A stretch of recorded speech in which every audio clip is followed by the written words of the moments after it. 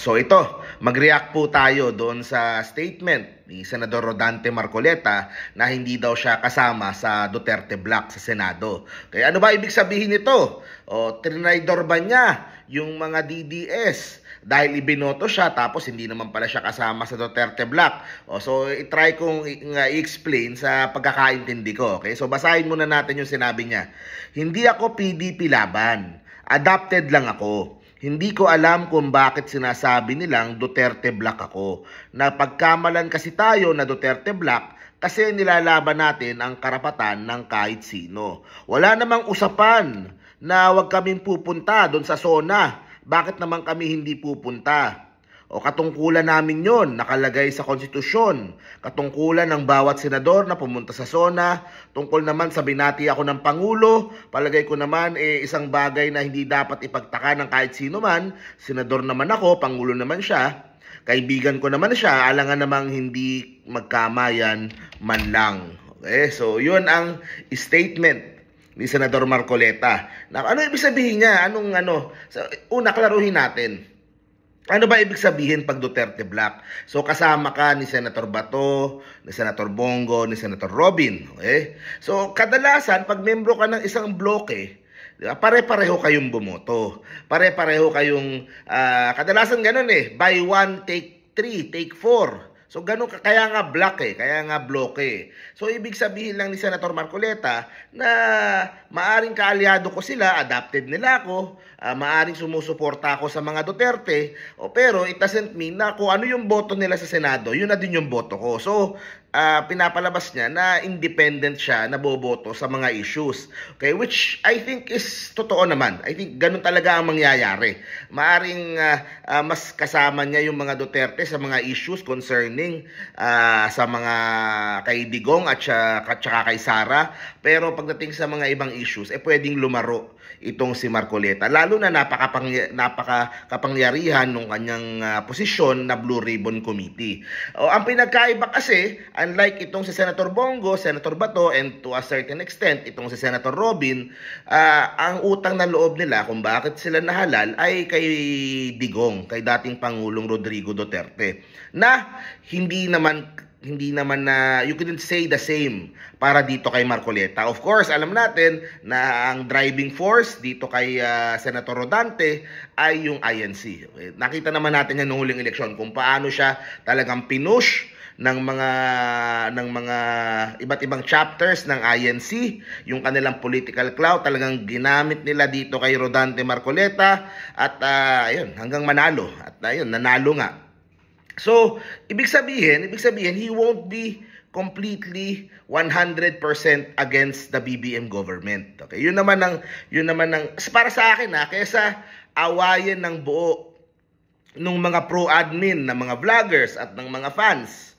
'Di ba? Kaysa awayin ng buo si Marcoleta, intindihin natin na si Marcoleta buti nga kahit papaano ay lalaro sa gitna, okay? Siyempre ang niyan, kung ano yung magiging stand ng INC, yun ang hindi malayo sa magiging stand nitong si Rodante Marcoleta. So, sa akin kaysa i-push mo siya papunta dun sa kabila, merong kumbaga merong tingnan natin in the future, 'di ba? Na opportunities na pwedeng mag-collaborate, opportunities na pwedeng magkatulungan. Although, syempre, sa 2028, habang ang momentum ay na kay Sara Duterte, I don't see yung INC o si Marcoleta nakakalas sa mga Duterte anytime soon. At ang aking prediction nga, ang parati ko sinasabi sa mga vlog ko at sa mga live ko, I believe there will be a play kung saan si Marcoleta will run for Vice President kay Sara. Okay, yun ang tingin kong baka since nating to lose siya sa 2028 at kung gusto ni VP Sara na simula pa lang solid na sa kanya yung INC at kasi kadalasan sa dulo nag-announce yung INC, di ba? So, kunin mo si Marcoleta ang Vice President para sa Mindanao tapos so baka mayroong play na ganun yung INC para dito kay Rodante. Pero in the meantime, maging independent siya. Hindi siya sasama lang sa agos ng Duterte Block. Definitely marami siyang mga kumbaga mga kalukuhan o mga investigasyon o mga marami siyang mga titignan na mga maaring katiwalian ngayong Marcos administration. Sigurado ako lahat ng yung mga korupsyon, yung mga flood control, yung mga which is yun naman yung utos ng pangulo, di ba? Lahat ng mga investigasyon na yon, definitely Marcoleta will be on top of that. So siguro baka inunahan na ni BBM, di ba? Kesa iimbestigahan na din naman ni Marcoleta sa Senado, unahan na niya. Yan ang direksyon natin, na imbestigahan natin yung flood control, di ba? So titingnan mo si BBM, minsan ganun yung kung ano yung posible kaya na nakakausap din naman ni BBM yung mga pamunuan diyan sa INC, di ba? Kasi yung INC, syempre, galit to sa nangyari kay Duterte, galit to sa ICC na pagkakakulong, pero hindi naman totally bumitaw kay Marcos na, hindi yung 100% na bitaw eh. So, definitely, I think there is room to maneuver, there is room for collaboration, at kahit imbestigahan ni Marcoleta yung marami sa mga tao at sa mga kaalyado ng Pangulo. Ang sabi nga ng Pangulo, mahiya naman kayo, at kung ganyan kayo, ayaw ko na kayong kaalyado. So parang sumusunod yung Pangulo sa agos din eh. 'Di ba? Yung INC ayaw sa impeachment, si Pangulo parang ganoon din yung statement. So sa akin I think itong si Marcoleta is not 100% na magiging kalaban ng Pangulo. Which is a good thing kung supporter ka ng Pangulo, kasi mabuti na yon kaysa naman yung 100% kalaban, di ba? Kaysa naman yung lahat ng sinasabi ng Pangulo, lahat ng proyekto ng Pangulo sinisiraan. I don't think ganun si Marcoleta. Uunahin niya na bakbakan yung mga makikita niya sigurong korupsyon.